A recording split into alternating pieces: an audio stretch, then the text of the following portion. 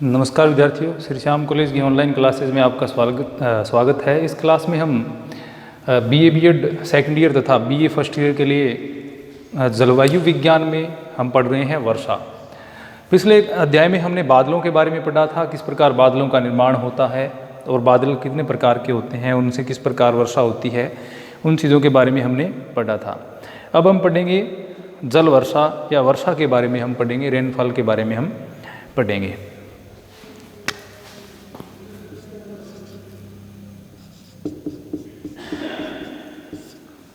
वर्षा के बारे में हम पढ़ रहे हैं। अब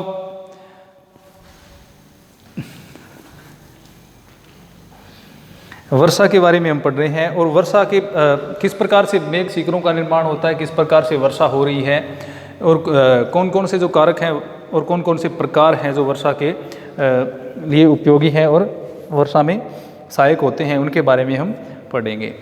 तो सबसे पहले तो हम देखते हैं कि जल शिखरों का निर्माण कैसे होता है। जल शिखर या वर्षा की बूंदें हम कह सकते हैं।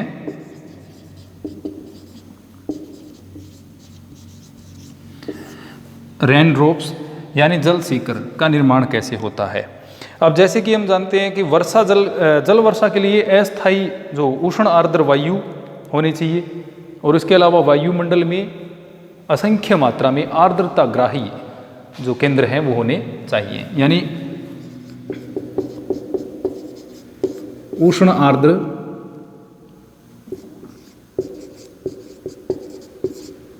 जलवायु होनी चाहिए। उसके साथ में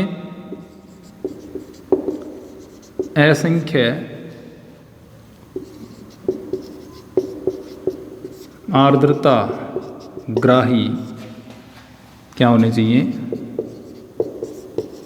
नाभिक, हाइग्रोस्कोपिक न्यूक्ली होने चाहिए और जो आर्द्रताग्राही है वो नाभिक होने चाहिए, यानी उष्ण आर्द्र जलवायु होनी चाहिए। उष्ण आर्द्र जलवायु का मतलब गर्म होनी चाहिए, आर्द्रता भी होनी चाहिए। अब गर्म अब ये कंडीशन जब होती है, यानी इसमें जब उठती हुई वायु जो है वो ठंडी हो जाती है और उसके बाद क्या हो जाती है, संतृप्त। यानी जैसे हमने आर्द्रता के बारे में पढ़ा था कि जब आर्द्रता सामर्थ्य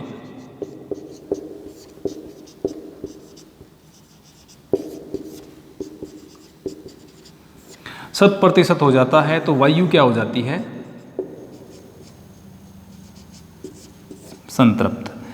अब आर्द्रता सामर्थ्य 100% होने पर वायु संतृप्त हो जाती है, यानी ऊपर उठती हुई वायु का जब तापमान कम होगा तो उसमें आर्द्रता की मात्रा तो उतनी रहेगी, लेकिन आर्द्रता सामर्थ्य कम होने के कारण वह वायु क्या हो जाती है, संतृप्त हो जाती है। अब संतृप्त होने के बाद भी कई बार क्या है, वर्षा नहीं होती है, क्योंकि वर्षा के लिए वायु का अति संतृप्त होना बहुत ही जरूरी होता है। यानी सापेक्षिक आर्द्रता 100% होने के बाद में भी अगर वर्षा नहीं होगी तो इसका मतलब क्या, आर्द्रताग्राही जो कण होते हैं उनके चारों ओर क्या नहीं हो रहा है, संघनन नहीं हो रहा है, क्योंकि तापमान क्या है, संघनन के बिंदु तक नहीं पहुंच रहा है। अब आर्द्रताग्राही जो कण होंगे या नाभिक होंगे उनके चारों ओर क्या होता है, सर्वप्रथम संघनन होता है। यानी कंडेंसेशन है वो किसके चारों ओर है, आर्द्रताग्राही जो कण है, नाभिक होते हैं, उनके चारों ओर क्या है, धीरे धीरे संघनन होना प्रारंभ होता है और इसी से क्या होते हैं, मेघ शिखर या जल शिखर जो है उनका निर्माण धीरे धीरे से होना प्रारंभ हो जाता है। अब जब ये समूह जो मेघ शिखर या जल शिखर है वो अत्यधिक मात्रा में इकट्ठे हो जाते हैं, यानी जल की बूंदें अत्यधिक मात्रा में इकट्ठी हो जाती हैं, तो उनसे क्या बन जाते हैं, उनसे बादलों का निर्माण हो जाता है, उनसे बादल बन जाते हैं। अब बादल बनने के पश्चात जैसे कि हमने बादलों के प्रकार पढ़े हैं, जैसे अलग अलग प्रकार के बादल होते हैं, तो आर्द्रता के आधार पर उनमें नमी की मात्रा के आधार जब ये इकट्ठे हो जाएंगे तो ये इसके अंदर जो जल शिखर है वो फिर आपस में इकट्ठे होने लग जाते हैं, और जल शिखर जब इतने बड़े हो जाते हैं कि जो वायु है वो उनको रोके रखने में असमर्थ हो जाती है, तो वो धरातल पर बूंदों के रूप में पहुंच जाते हैं, जिसी को क्या कहते हैं, जल वर्षा कहते हैं। अब ये प्रक्रिया दो प्रकार से हो सकती है कि एक तो उष्ण आर्द्र वायु इतनी ऊंचाई पर चली जाए कि जो तापमान है वो शून्याङ्क तक पहुंच जाए, यानी हिमांक बिंदु तक तापमान पहुंच जाए। पहली कंडीशन तो क्या हो सकती है कि वायु ऊपर उठे तथा तापमान हिमांक तक पहुंच जाए।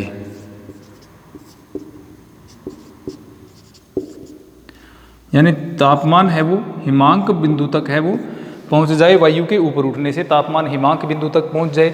तो उससे क्या होगा कि कुछ जल सीकर और कुछ क्या है हिम सीकर हैं उनका निर्माण हो जाएगा। यानी कुछ तो जल की बूंदों का निर्माण हो जाएगा, एयर जो वाटर ड्रॉप्स हैं उनका निर्माण हो जाएगा, और कुछ जो आइस ड्रॉप्स हैं उनका निर्माण हो जाएगा। तो अब जल कण तथा हिम कण का जो है जलवाष्प में दाब का दोनों में क्या होता है, अंतर होता है। अब दाब में अंतर होने के कारण यानी दो प्रकार के कण बने, एक तो बन गए जल सीकर और दूसरे बन गए हिम सीकर। तो ये दो प्रकार के कण तापमान के गिरने के कारण बन गए। अब तापमान गिरेगा और ये जल सीकर और हिम सीकर बनते हैं, तो जल कण तथा हिम कण आपस में वाष्प दाब का इनमें क्या होगा, अंतर होगा। तो जल कण का क्या हो जाता है, इसमें वाष्पीकरण हो जाता है, क्योंकि जल कण की तुलना में हिम कण जो है उसका दबाव ज़्यादा रहेगा। तो ये हिम कण के चारों ओर या हिम सीकर के चारों ओर संघनन प्रारंभ हो जाता है। यानी ये कैसे हो जाते हैं, ये आकार में बड़े हो जाते हैं। यानी हिम सीकर के चारों ओर जल का संघनन होगा, और संघनन होने के कारण जो हिम सीकर है वो कैसे हो जाएंगे, बड़े हो जाएंगे। अब इस प्रक्रिया को अपेक्षित समय संपन्न होने पर इतनी बड़ी मात्रा में ये हो जाते हैं कि ये निलंबित नहीं रह सकते, यानी ये लटके हुए नहीं रह सकते, इतने बड़े हो जाते हैं थोड़ी समय के बाद में, जिससे ये क्या है धरातल पर बूंदों के रूप में आ जाते हैं। तो इससे वर्षा होना प्रारंभ हो जाती है। तो एक तो ये पहली प्रक्रिया होगी। अब दूसरा हम जाते हैं कि बादलों में जो निलंबित जल सीकर होते हैं वो विभिन्न प्रकार के होते हैं। दूसरा क्या है, जल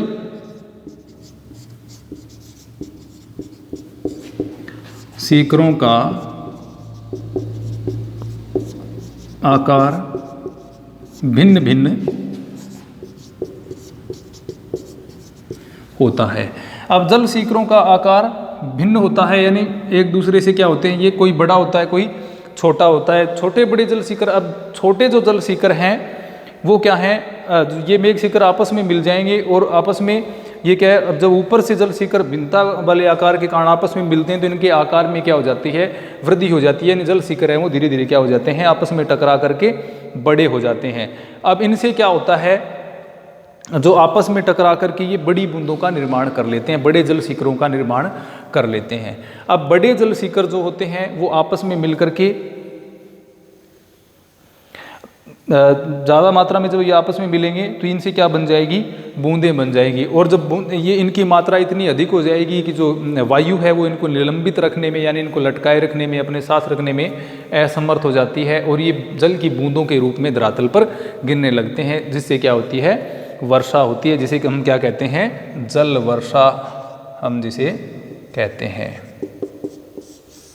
जल वर्षा के नाम से जाना। तो दो प्रकार से बनती है, एक तो बर्फ़ के जो कण या हिम कण है उनके चारों ओर जल सीकरों के एकत्रण होने से, या फिर छोटे एवं बड़े हम जो जल सीकर है वो आपस में टकरा करके बड़े जल सीकरों का निर्माण करते हैं, और उससे क्या बन जाती हैं, जल बूंदें बन जाती हैं, जिनको वायु रोकने में असमर्थ होती हैं, वो धरातल पर बूंदों के रूप में आ जाते हैं, जिससे क्या है, वर्षा होने लगती हैं। तो ये दो प्रकार इनके हो गए। अब जो आर्द्रता क्राई जो बूंद होती है, एक जल की बूंद लगभग उसका जो व्यास है वो 5 मिलीमीटर होता है। बूंद का व्यास कितना होता है, लगभग 5 मिलीमीटर।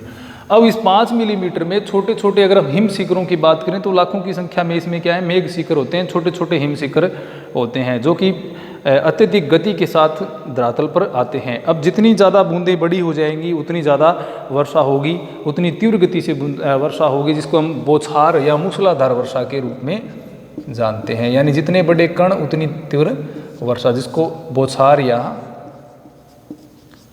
मूसलाधार वर्षा कहते हैं।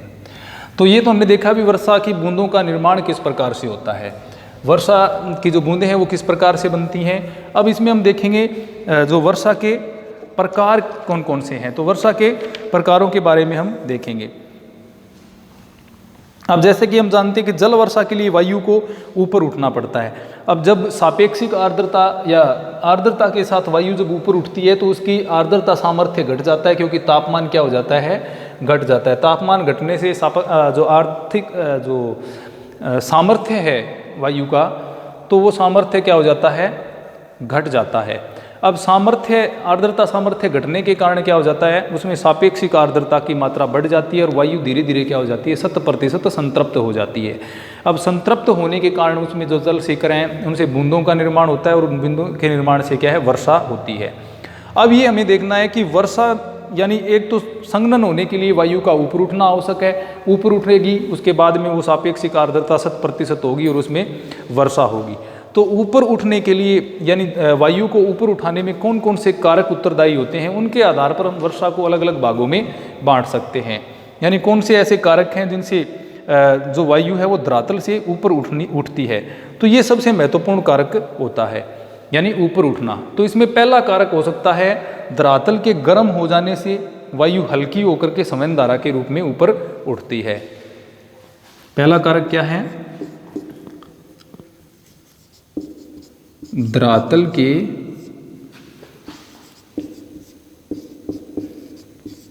गर्म होने से वायु गर्म होकर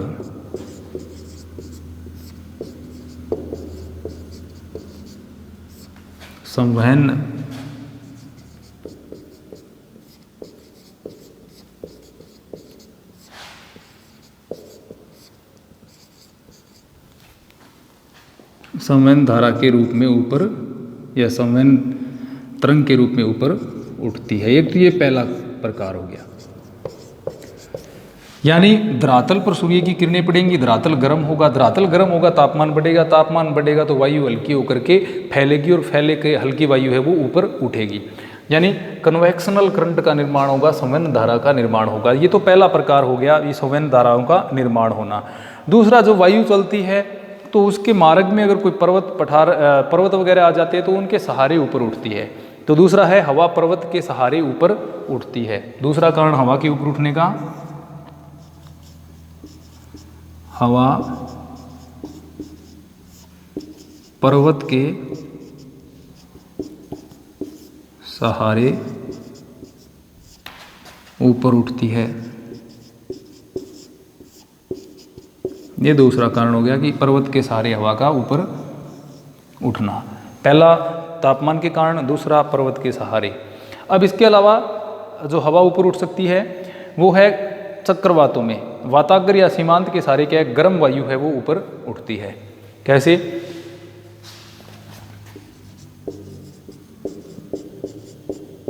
चक्रवातों में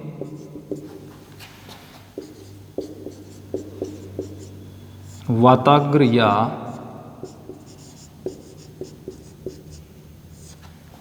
सीमांत के सहारे वायु ऊपर उठती है। और ये वायु कौन सी होती है, गर्म वायु। तो ये हमने तीन कारण देखे। एक तो चक्रवातों में वाताग्र या सीमांत के सहारे वायु ऊपर उठती है, हवा पर्वत के सहारे भी ऊपर उठ सकती है, और संवहन के द्वारा। यानी वाताग्र के सहारे कैसे, जैसे इस प्रकार से एक गर्म वायु राशि है और दूसरी है वो ठंडी वायु राशि है। तो गर्म वायु राशि कैसी होती है, हल्की होती है, और ठंडी वायु राशि कैसी होती है, भारी होती है। जब ये वायु राशियाँ आपस में टकराएंगी तो यहाँ पर किसका निर्माण होगा, फ्रंट या वाताग्र का निर्माण होगा। वाताग्र के निर्माण होने के ये जो गर्म हवाएं हैं ये क्या हो जाती हैं, ऊपर उठ जाती हैं। गर्म हवाएं आर्द्रता युक्त होंगी, ऊपर उठेंगी तो तापमान कम होने से इनकी सापेक्षिक आर्द्रता बढ़ जाएगी, और सापेक्षिक आर्द्रता बढ़ने से ये संतृप्त होकर के वर्षा करेंगी। तो ये तीन प्रकार से हवाएं ऊपर उठती हैं। अब तीन प्रकार से हवाएं ऊपर उठती हैं तो इन्हीं आधार पर क्या है, यानी इनमें अगर एक सक्रिय कारक की बात करें तो वह क्या है, हवा का ऊपर उठना। यानी तीनों में एक ही चीज़ काम में आ रही है, हवा ऊपर उठ रही है, हवा ऊपर उठेगी, संतृप्त होगी, वर्षा करेगी। इसी आधार पर क्या वर्षा के तीन प्रकार बन जाते हैं। पहला, इसको संवहन धारा के कारण ऊपर उठ रही है, इसलिए इसको हम क्या कहेंगे, संवहनीय वर्षा। तो ये होगी संवहनीय वर्षा। दूसरा, पर्वतों के सारे ऊपर उठ रही है इसलिए दूसरी प्रकार हो जाएगा पर्वतीय वर्षा। इसमें चक्रवात के कारण उठ रही है इसलिए इसको हम क्या कहेंगे, चक्रवातीय वर्षा।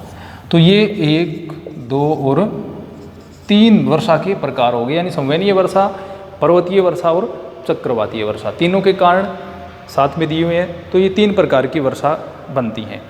अब हम देखते हैं संवहनीय वर्षा, यानी वर्षा के प्रकार जो हैं उनमें पहला प्रकार हम पढ़ते हैं संवहनीय वर्षा के बारे में।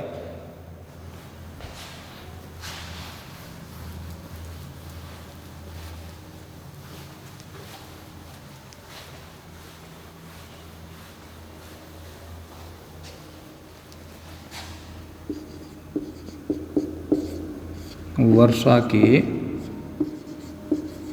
प्रकार, टाइप्स ऑफ रेन। वर्षा के प्रकार में पहला है कॉन्वेक्शनल या संवहनीय जल वर्षा।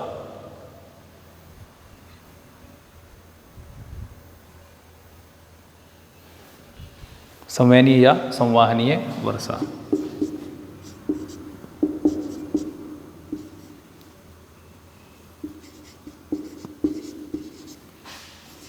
संवाहनीय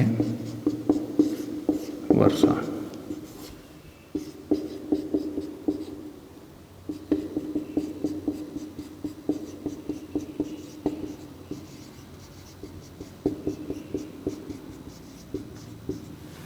कॉन्वेक्शनल रेनफॉल, संवहनीय वर्षा। अब जैसा कि हमने पढ़ा संवहनीय वर्षा का कारण क्या होता है कि दिन में अत्यधिक ऊष्मा के कारण धरातल गर्म हो जाता है। ज़्यादा गर्मी पड़ने के कारण धरातलीय भाग क्या हो जाते हैं, दिन में अत्यधिक गर्म हो जाते हैं। जैसा कि हम जानते हैं धरातलीय भाग हैं वो जल्दी गर्म हो जाते हैं और जल्दी ही ठंडे हो जाते हैं। तो दिन में अत्यधिक तापमान के कारण धरातलीय भाग हैं वो अत्यधिक गर्म हो जाते हैं। गर्म होने के कारण धरातलीय भाग पर जो वायु है वह भी गर्म हो जाएगी। गर्म होकर के वायु क्या होगी, फैलेगी, और गर्म होकर के फैलेगी, हल्की हो जाएगी। हल्की होने के कारण वो क्या है, ऊपर उठेगी। अब जब वो ऊपर उठेगी तो शुष्क एडियाबैटिक दर से उसके तापमान में प्रति 1000 मीटर पर 10 डिग्री सेल्सियस क्या है, तापमान कम होने लगता है। शुष्क एडियाबैटिक दर। अब शुष्क एडियाबैटिक दर से 1000 मीटर की ऊंचाई पर 10 डिग्री सेल्सियस की दर से तापमान कम होने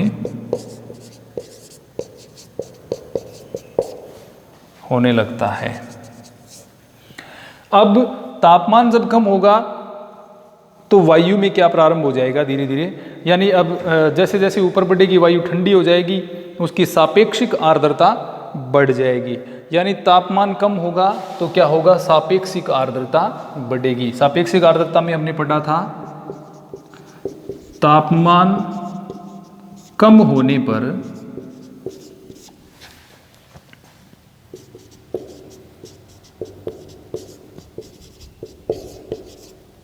कम होने से सापेक्षिक आर्द्रता बढ़ जाती है और क्या हो जाता है, वायु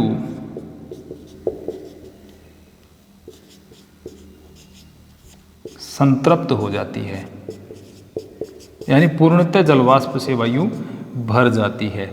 अब ऊपर उठती है तो शुष्क एडियाबैटिक दर से 1000 मीटर की ऊंचाई पर 10 डिग्री सेल्सियस तापमान कम हो जाएगा, जिससे तापमान कम होने से सापेक्षिक आर्द्रता क्या हो जाएगी, बढ़ जाएगी और वायु क्या हो जाएगी, संतृप्त हो जाती है।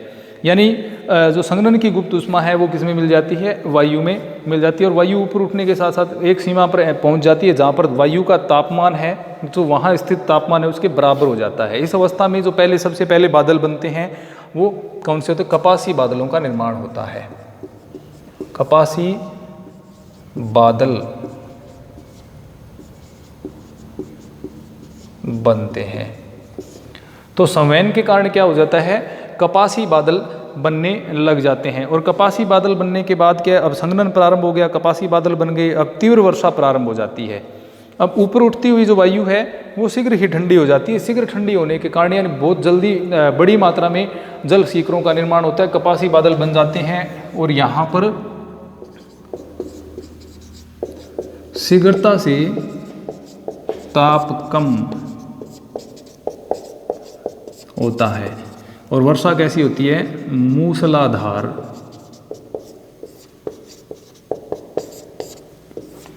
मूसलाधार वर्षा होती है। शीघ्रता से तापमान कम होने के कारण संघनन की जो गति है वो तीव्र हो जाती है और इसके कारण क्या होती है, मूसलाधार वर्षा होती है। अब ये जो बादल हैं, कपासी बादलों की विशेषता है कि ये क्या है, आकाश में छोटे क्षेत्र में बनते हैं। छोटे क्षेत्र में, सीमित क्षेत्र में बनने के कारण ये वर्षा भी सीमित क्षेत्र में होती है और सीमित समय के लिए होती है। यानी वर्षा जो थोड़ी सी देर में ही ये जो बिजली की चमक और बादलों की गर्ज के साथ में क्या है, वर्षा होती है और थोड़ी सी देर के बाद ये बादल क्या हैं, समाप्त हो जाते हैं। अब इस प्रकार की वर्षा की अगर हम बात करते हैं तो संवहनीय वर्षा जो है वो होती है भूमध्य रेखीय प्रदेश में।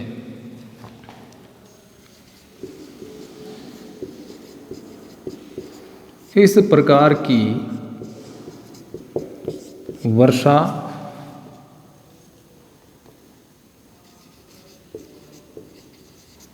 भूमध्य रेखीय प्रदेश में होती है।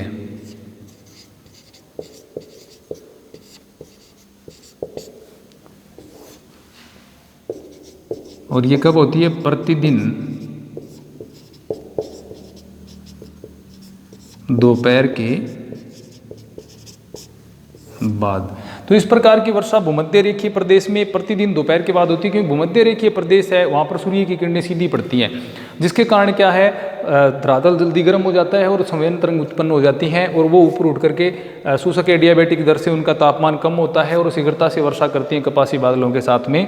तो 2-3 बजे तक यहाँ पर बादल छा जाते हैं और घनघोर वर्षा होती है। दोपहर के बाद 2 से 3 बजे बादल छा जाते हैं और इस क्षेत्र में क्या होती है, घनघोर वर्षा होती है। और ये वर्षा कब तक होती है, लगभग 4 बजे तक।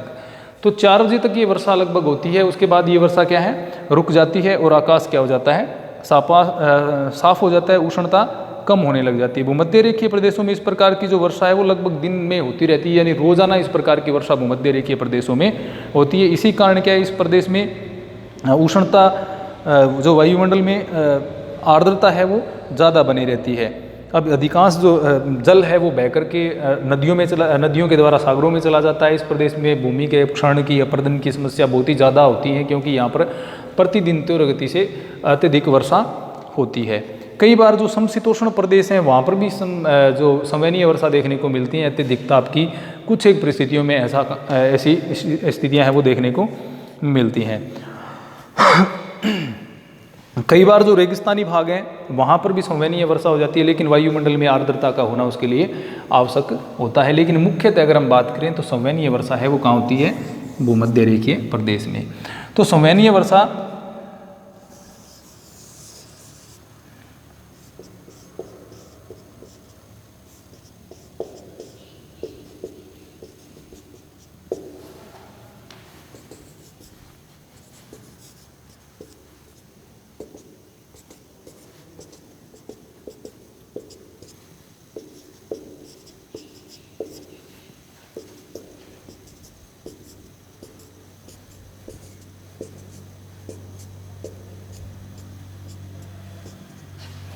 तो ये हो गई ऊपर उठती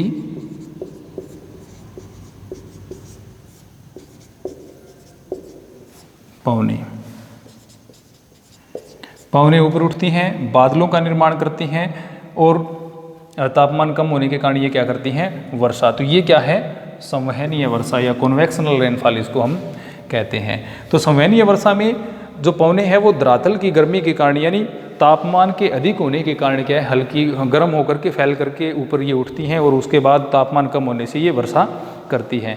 संवहनीय वर्षा मुख्यतः जैसा कि हमने देखा जो भूमध्य रेखीय प्रदेश हैं उसमें होती है। तो वर्षा का ये पहला प्रकार था संवहनीय वर्षा। वर्षा के जो अन्य 2 प्रकार पर्वतीय वर्षा और चक्रवातीय वर्षा है उनके बारे में हम अगले अध्याय में पढ़ेंगे। धन्यवाद।